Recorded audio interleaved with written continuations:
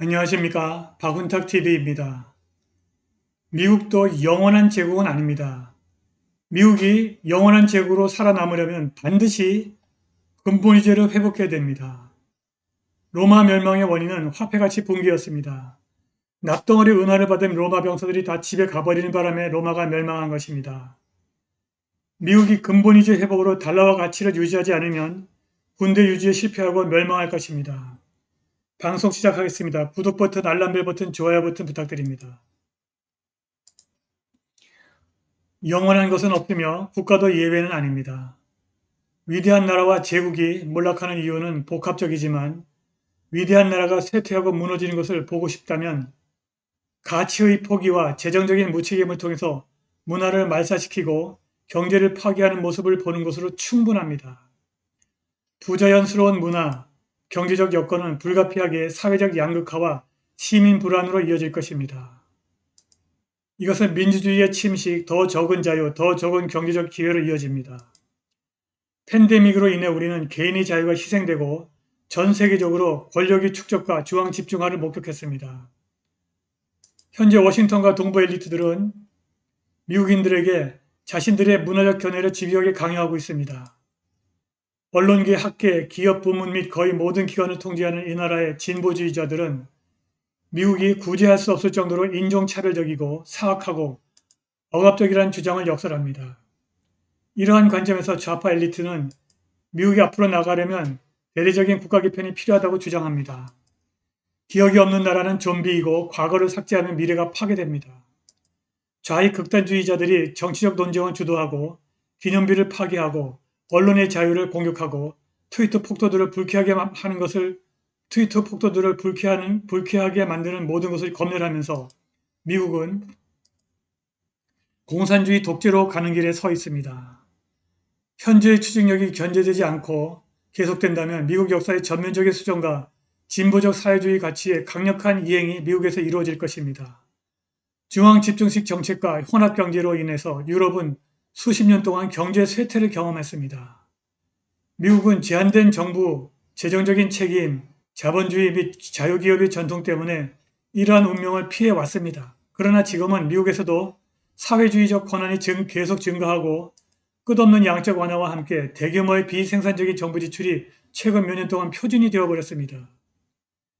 미국은 이미 30조 달러에 가까운 부채를 가지고 있습니다. 특히 인플레이션이 계속해서 증가하는 경우 금리가 영원히 낮은 상태로 유지되기는 어려울 것입니다. 이는 바이든이 정부 지출을 2배 또는 3배로 늘릴 계획을 감안할 때 사실상 확실합니다. 금리가 오르면 이 막대한 부채를 갚는 데 훨씬 더 많은 비용이 들어갑니다. 정치인들의 근시안적인 시각이 미국 경제를 사회주의의 멋진 이름인 근대 통화 이론, 모던 머니터리 시어리로 이끌고 있습니다. 유럽이 보여주듯이 바이든이 추진하고 있는 1조 달러 규모의 패키지로는 경제를 부양할 수 없습니다. 민간 부문이 해야 됩니다. 정부는 자본을 효율적으로 사용하지 않습니다. 정부는 좀비 회사, 비생산적인 부문, 정치적인 측근의 자금을 지원합니다. 데이터가 이를 뒷받침합니다. 의회 예산국에 따르면 2020년부터 2030년까지 GDP의 평균 실질 성장률은 1.7%로 예측되며 실업률은 수조 달러의 경기 부양 체계에도 불구하고 평균 4.8%에 그칠 것으로 예상됩니다. 정부의 대규모 개입 이후 2분기의 연간 성장률이 6.5%를 기록했는데 이런 예상치 8.5%보다 훨씬 낮고 연간 실질 개인 가처분 소득은 30.6%나 떨어졌고 인플레이션은 계속 상승할 것입니다. 반면에 트럼프 행정부의 친성장 및 친노동자 정책으로 인해서 2019년 중위 가계소득이 6.8% 증가했습니다. 이는 역대 최대 연간 증가율입니다. 그리고 미국은 700만 개의 새로운 일자리를 얻었습니다. 이는 예상보다 3배 이상 많은 확장 사이클의 끝무렵이었습니다. 중산층 가계소득은 거의 6,000달러 증가했는데 이는 이전 행정부 전체에서 얻은 소득의 5배 이상입니다. 중간 가구 소득은 히스패닉 7.1, 흑인 7.9, 아시아인인 10.6, 외국인 근로자 8.5, 백인 5.7, 미국 원주민 6.2 순으로 증가했습니다. 트럼프 시대의 빈곤율은 17년 만에 최저로 떨어졌습니다. 연준의 도움으로 바이든 행정부가 불필요하고 감당할 수 없는 돈으로 경제를 범람시키기 시작하면서 회복세가 빠르게 냉각되어 버렸습니다. 바이든 행정부는 불필요한 지출, 에너지 부문에 대한 공격, 정부 규모 확대, 세금 인상을 통해 경쟁력을 떨어뜨리고 스태그플레이션을 일으키고 미국인을 비참하게 만드는 등의 조치를 취하려고 합니다. 심지어 공화당이 막대한 규모의 불필요한 기반시설 법안을 지지함으로써 이러한 재정적 관계를 가능하게 하고 있습니다. 미국의 세계는 불명예스러운 종말을 맞이하고 있는 것 같습니다. 최근 아프가니스탄의 재앙은 미국이 비효율적이고 무능한 정부를 만들어낸 내부 공격으로 인해서 약화된 국가의 직접적인 결과입니다. 머지않아 미국은 중국의 팽창주의나 다른 권위주의적 위협에 맞서지 못하게 될 것입니다. 지금 미국이 운명을 결정한 십자로 복판에 서 있습니다. 문화적, 경제적 변화에 대응하고 응집력이나 설득력 있는 방식으로 올바른 대안을 제시하고 신속하게 대처하는 것은 보수주의자와 전통주의자에게 달려 있습니다. 미국이 이렇게 무너지게 된 것은 두 개의 엄청난 사건 때문입니다. 2008년에 발생한 미국발 글로벌 금융위기는 미국이 더 이상 글로벌 경제의 패권국이 아님을 스스로 증명해버렸습니다.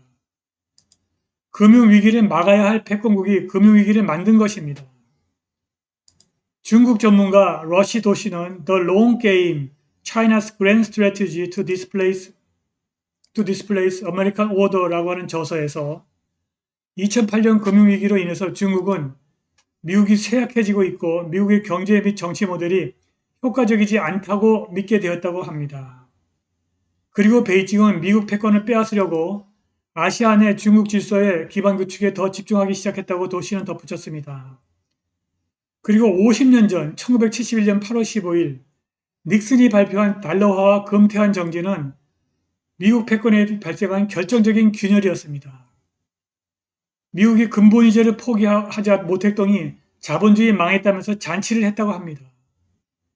미국이 근본이제를 회복하지 않으면 결국 은화에 납을 섞은 로마처럼 무너질 것입니다. 자, 이 그래프에서 보시듯이 미국이 닉슨 대통령이 근본이제를 폐지한 1971년부터 2021년까지 달러화의 구매력이 무려 98%가 사라졌습니다. 달러화를 무작정 찍어낸 것입니다.